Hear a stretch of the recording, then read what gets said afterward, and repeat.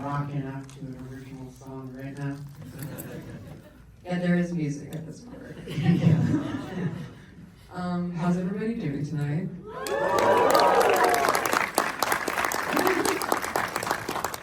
Okay, this is the first Q&A I've ever hosted, so patronizing spot. My name is Mike Einbinder. I am a trans person who enjoyed the movie. I don't know if anybody else here tonight is like that, but we welcome you if you're not. Don't worry, cis people, you're safe here. Wait, I actually have some business to take care of here. Also, it's so nice to be here. Thanks for watching the movie. I'll answer any questions, but I saw on Twitter, and I might be down to Angelica, but it said, someone at the I Saw the TV Globe Q&A screening hotboxed the bathroom. Was that here? And you can just stand up if it was you. Because the NYPD is... Lock the doors. We support that. We're sponsored by that. But does anyone want to just kind of give a casual, like, whoop, you know, an anonymous woo if that was you? I can get the Angelica then. Alright, maybe I'll ask it the next Q&A. Seems like more of a downtown situation. Yeah, this is definitely a K2 crowd. Just kidding, no. I'm sober, so I can say that I've heard that. Okay, let's start with the cues for you today. Something that I noticed in this movie, as well as we're all going to the World's Fair, which is that okay that I bring that up? Another movie that you made? Yeah, okay. Great movie, you should watch it as well. Is that there's parts where everything stops for the main character to scream. Like during the dance scene where the main character just stops and screams and we're all going to the World's Fair, and during the birthday party that Owen screams at, is that something to you that has like a special significance? What it reminds me of is like Laura Palmer, so I was wondering what you think about it. That's for Laura Palmer. Yeah. They're happy because I just asked my first Q&A question. That's what usually happens with these things. Thank God. Yeah, I mean, I'm sure that Laura Palmer burrowed in there. Did she scream a lot in the original series, or did she just scream in the return? I guess she screams in Firewalk with me. Yeah, she screams a bunch in Firewalk. But she screams backwards in the original. Remember, everyone? Yeah. Hello? I recently was doing an A. Someone was asking me cues and I was doing an A, and I just kept asking the audience if they understood my like obscure film and music references, and there's just like dead silence. It was a devastating moment of like a theater even bigger than this one, of realization that I was the biggest nerd in the room. Everyone's heads were bowed like in the scene at the party. Exactly. You're like, I'm dying. I recently was talking about the screams in an interview, and I never really even thought about it actually. I think characters screaming at the top of their lungs on the list of like things that could happen in a movie is fairly high for me. Of like, I like that, you know, like I like filming screens and screams. Wow.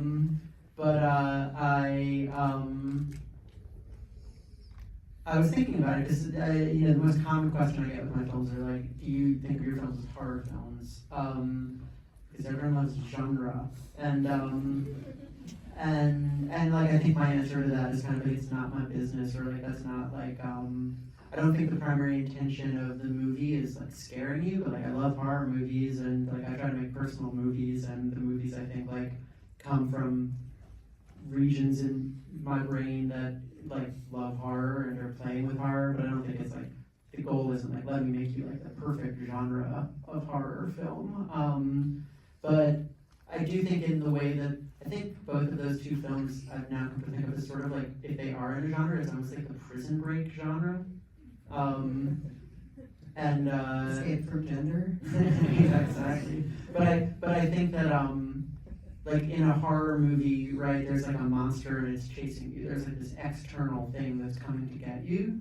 And in both of the films so far, I think the thing that I'm trying to express, if there is horror, and it's like a very internal horror, it's like something that's bubbling inside, and like something that, you know, like in this film is fairly ambient until it's not.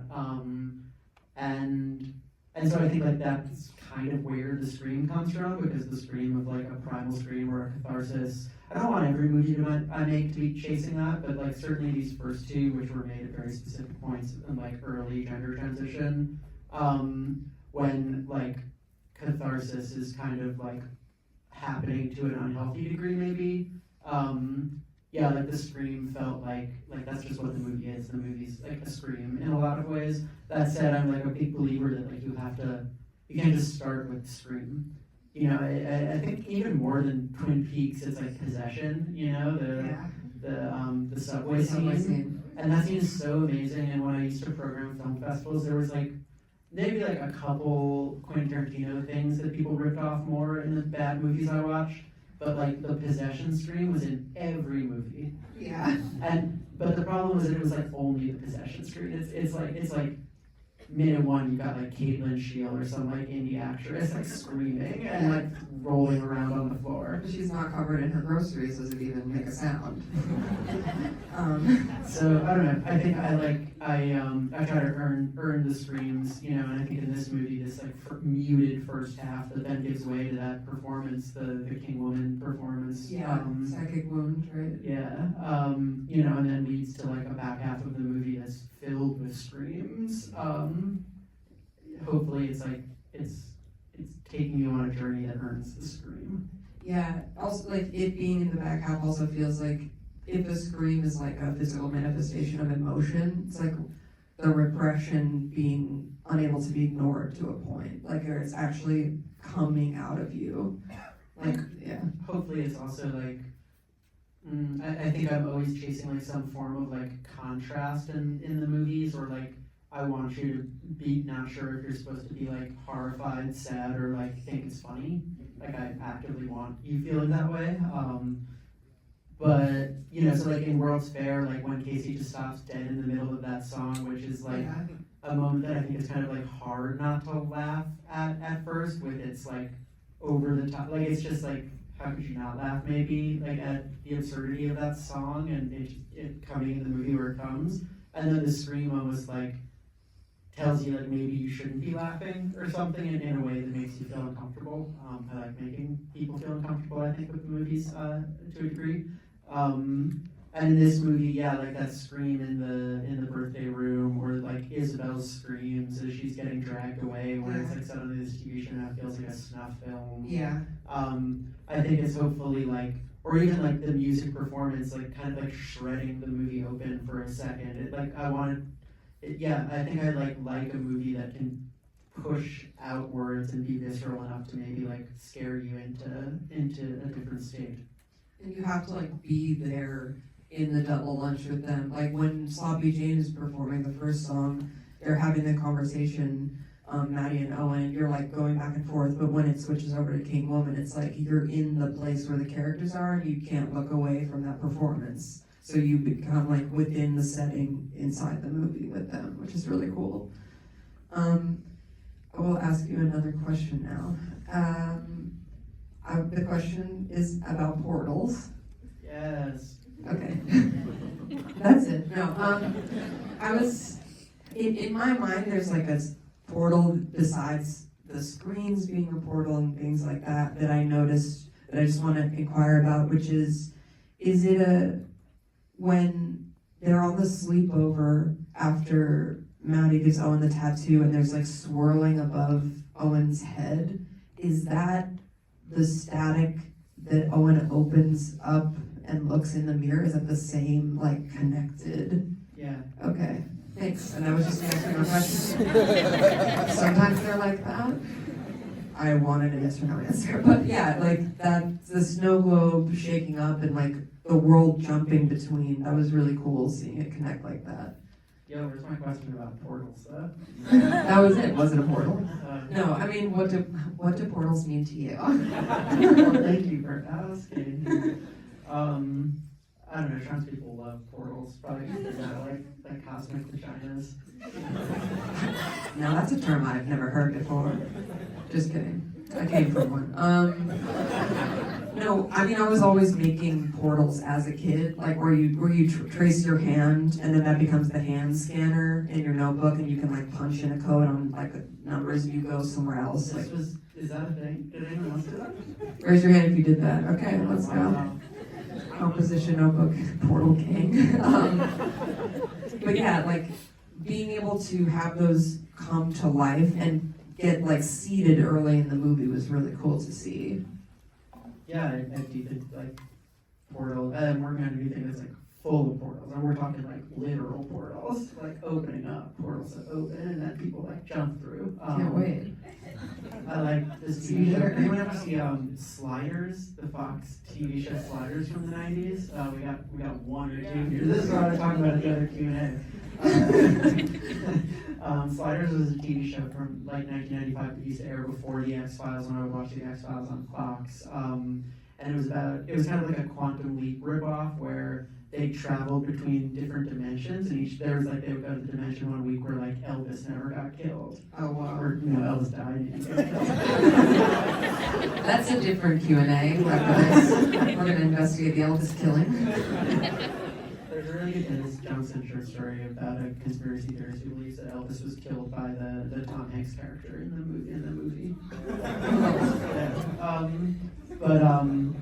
Anyway, why am I talking about Sliders? They would go to different alternate dimensions, where like, there was one where a man could get pregnant, and one of them got pregnant. And we're living in it, folks, okay?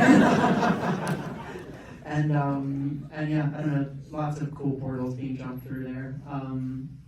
Portals appeal to me and are a big part of the work. Yeah, I like that you just came out and said it with the cosmic vagina, because I wasn't gonna, but it was definitely feeling that way.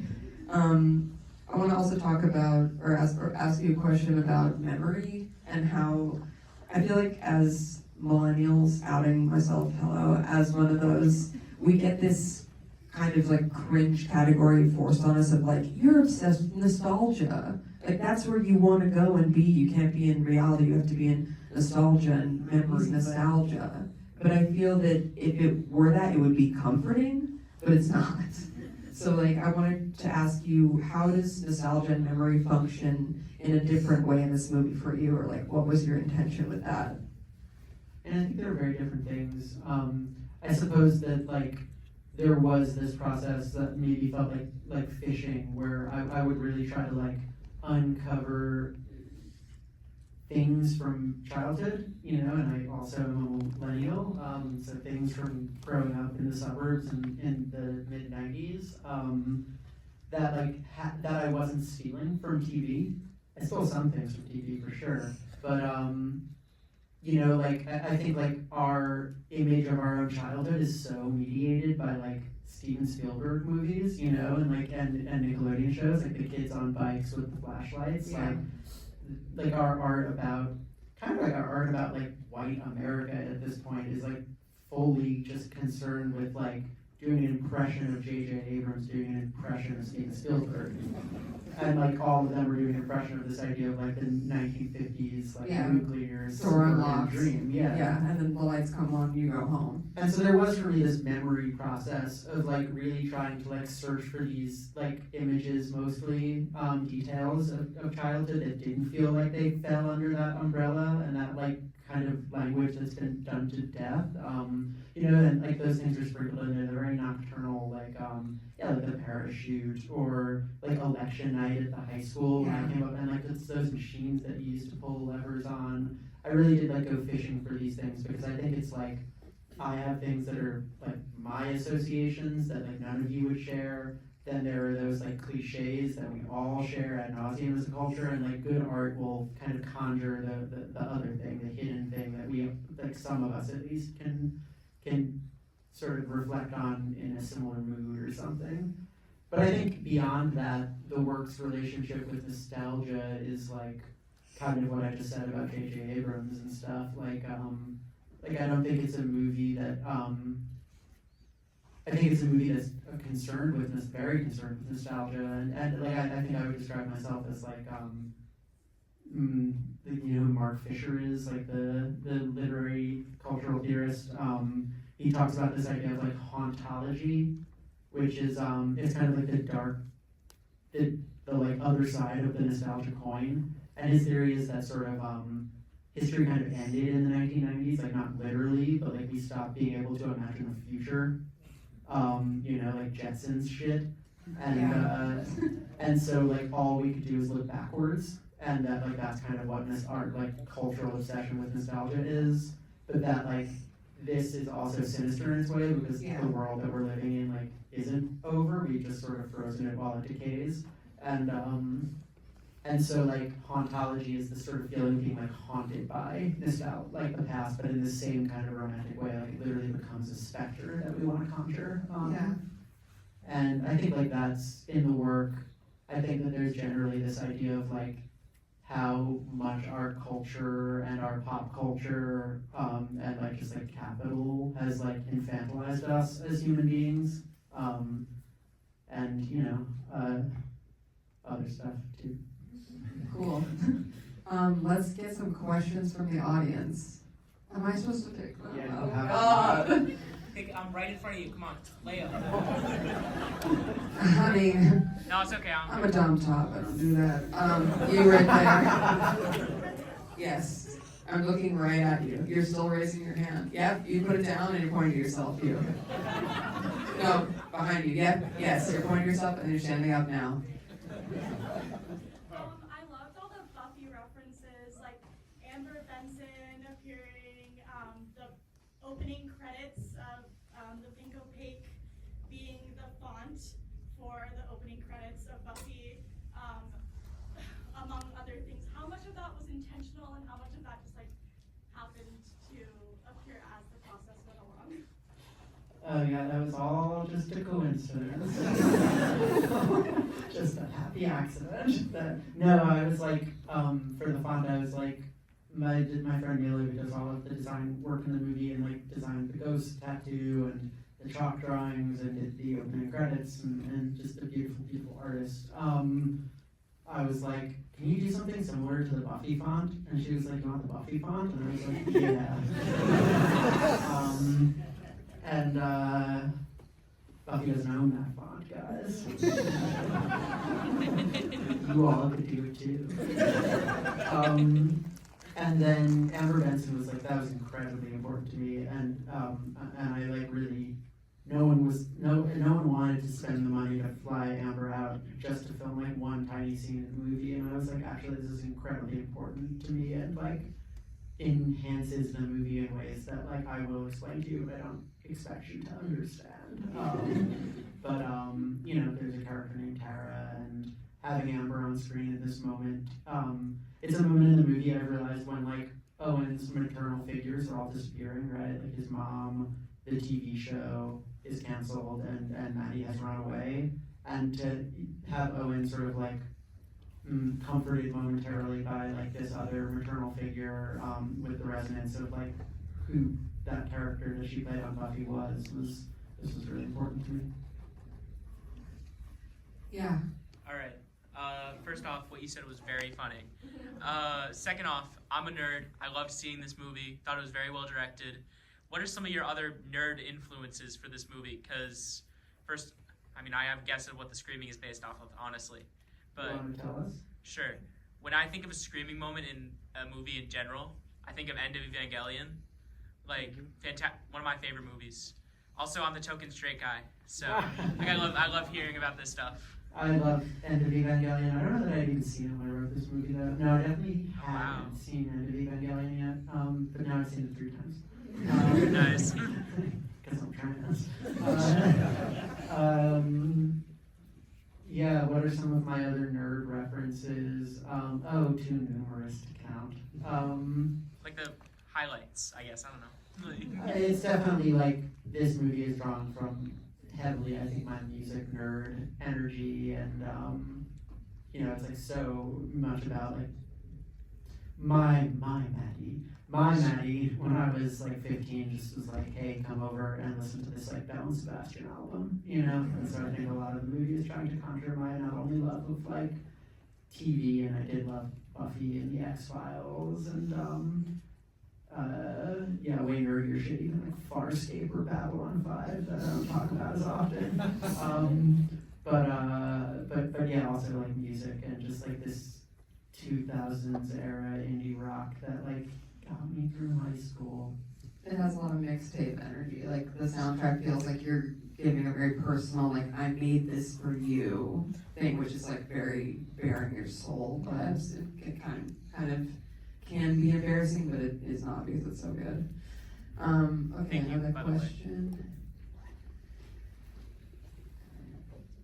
If you stand up, does someone feel entitled? Yep, you stood up first. Oh, and you're fighting for it. One of you. Why don't you both ask now? Yeah.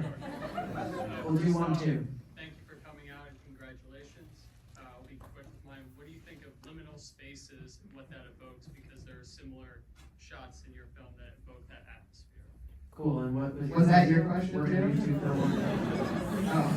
My question was like, what was the biggest difference between the process of like World's Fair and this one? Like, what was your like, oh wow, this is way different? Well, it had something to do with liminal spaces.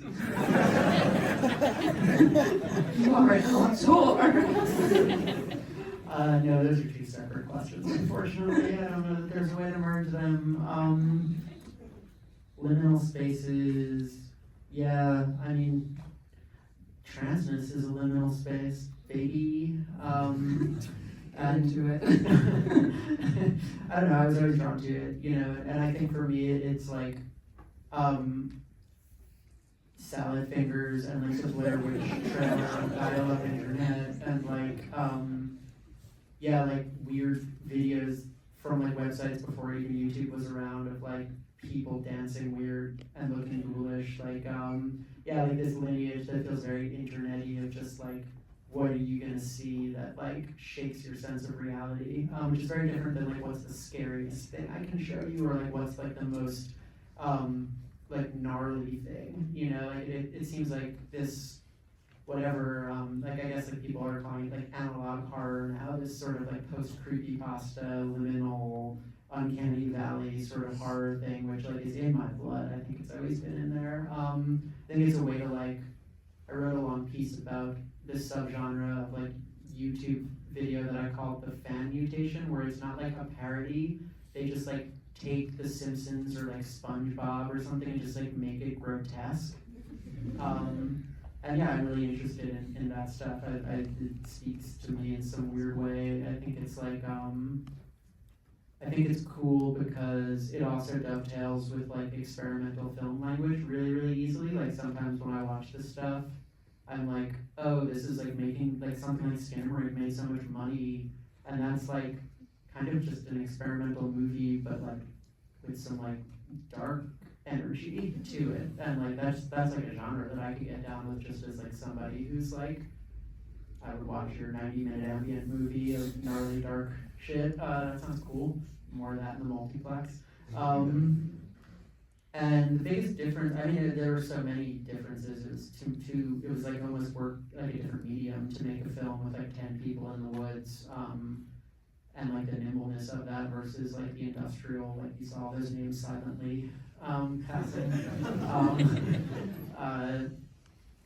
You know, and like I think I prepared understanding something about that difference and understanding that like the work here, especially like my first time working at this kind of scale, I sort of made this decision that like it was a much less like improvised movie. It was a much more like painterly movie. You know, it was like what the budget bought me was like, and the resources. It was like building worlds and putting like beautiful, like almost like animated images on screen. I think that's all the time we have. I'm sorry. Sorry, guys. We're going to create a chat room after this, so thank you for that. You can post your questions there, and everybody have a good and safe night.